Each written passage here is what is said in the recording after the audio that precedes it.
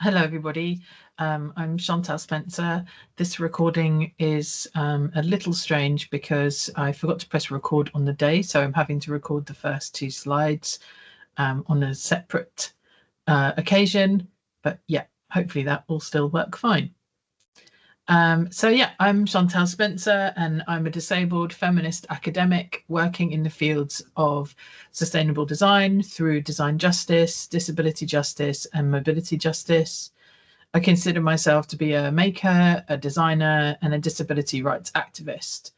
So my current research explores legacies of oppression that exist within traditional participatory design and research methodologies. It aims to move beyond prevailing ideologies of inclusivity, particularly those formulated by individuals in positions of power. I also consider how the disability justice call to arms, nothing about us without us, has been commodified by masculinist, Eurocentric, neoliberal, capitalist culture so that it may fit more cohesively into what Black feminist scholar Patricia Hill Collins refers to as the matrix of domination. Through my research, I aim to develop a significant shift in thinking around the philosophy of inclusive practices and instead create a framework that actively dismantles these hidden systemic oppressions. This image is a key, this image is of a commissioned piece of work that I did for Brighton and Hove City Council, and it is a piece of work that describes my world from my mobility scooter, but it's really much more than just a geographical map.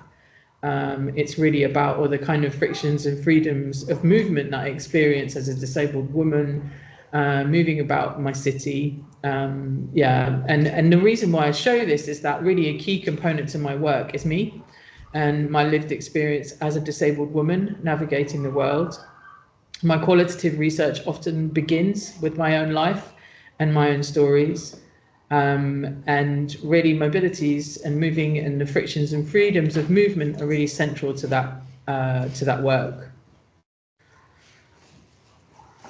So here, this is an image of me out and about on my mobility scooter. It was taken at a place called Up and Over or High and Over in Sussex. And it is part of a series of visits and blogs that I wrote a couple of years back when I was first discovered when I first got my mobility scooter, and I was determined to find accessible green spaces, which there were very few of, and they were very difficult to find.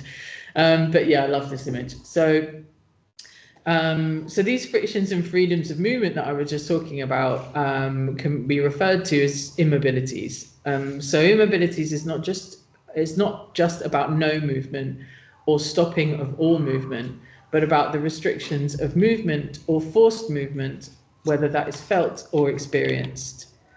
Mobility justice principles assert that while freedom of movement is often perceived as just a general kind of fundamental human right, it's in fact dictated by intersecting axes of oppression and or privilege that shape a person's physical, emotional, social and cultural political mobilities. So I'm really interested in how, moving through spaces, and that might be physical spaces, but that might also be emotional spaces, and what those mean. For example, if I get a taxi, Access for Work pay for me to get a taxi to teach in London, and that movement the ability to move from my house to LCC in London is much more, is much larger just than that physical ability to move. It impacts my life in many, many, many ways. So for me, I feel that mobilities is this really exciting space where you not only have this kind of way of seeing and understanding the experience of oppression through the different varying kind of restrictions or privileges that you can have through moving through the world, not just physically, but also culturally. But for me, also mobilities feels like this really pragmatic space where you can enact really tangible change.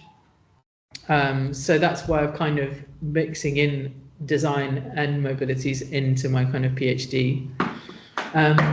Another sort of central part of my thinking is around the labour of participation. That's how I call it. So this really stems from this idea of crypt temporalities. This is a sofa that was displayed at the Crypt Temporalities exhibition in Frankfurt, and I can't remember the year. 2021. I just love it. If it was hard to get here, rest if you agree. So as a person who has chronic fatigue and pain and varying mobilities, it's always hard to get everywhere, and I always need to rest, and I always agree. So crypt temporalities is described here, defined here on the side. The ways in which bodily and mental disabilities shape the experience of time. These include needing to use time-consuming adaptive technologies like screen readers, working slowly during pain flare-ups, or only being to look at a screen for short periods of time.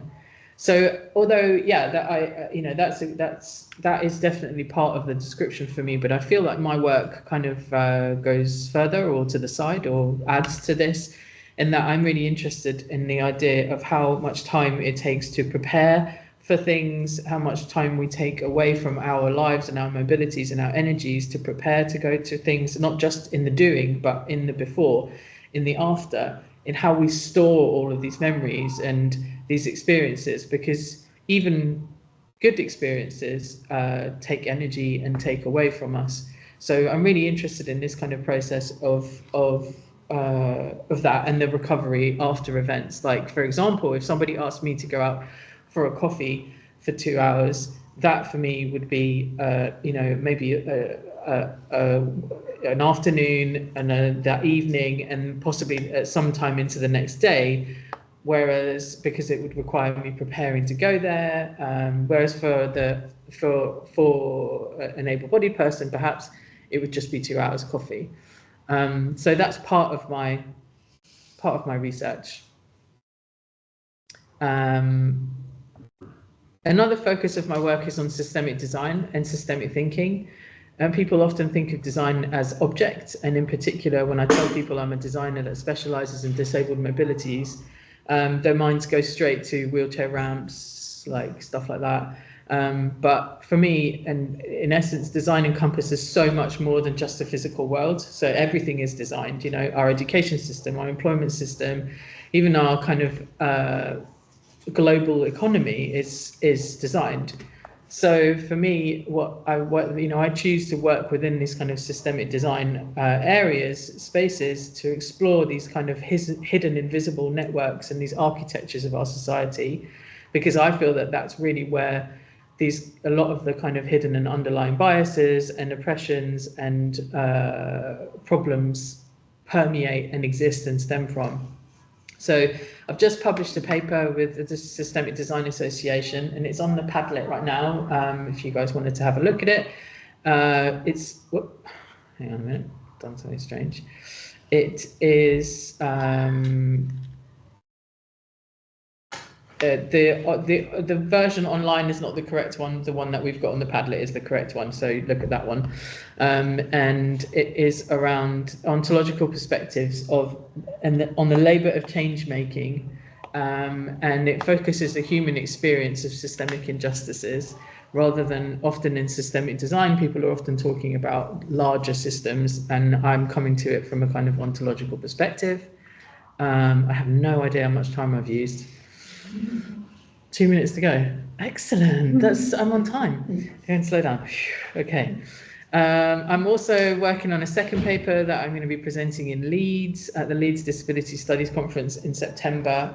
So the paper is a kind of follow-on from that, where it talks about the concept of lived experience of disability in the workplace as a universal solution for inclusive practice, and it really critiques that.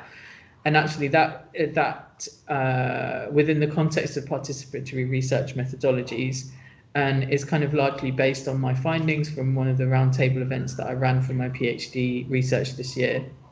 So they're both called pressure points in the system, and it's really about kind of where systemic failures happen and how often those are most can often be placed on the people that are least able to manage those pressure points and in the system.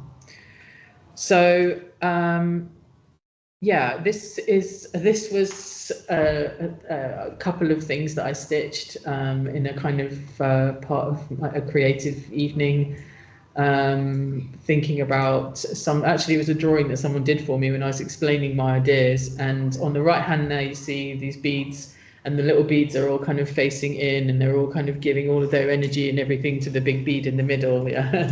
So for me that's kind of like participants, and the participants are all kind of feeding in, and the person in the middle is getting their PhD and kind of moving on with their lives and going up and up and up, and they're all just kind of following. And for me, what I really want is this idea of like that actually, you know, somehow through different ways of decoding these flows of labour and understanding the flows of labour and understanding how we can rebalance those out, so that in effect it's not just the researcher that's beneficiary to this kind of to the research, and then the people that are participants are some far away, you know, getting some kind of benefit eventually.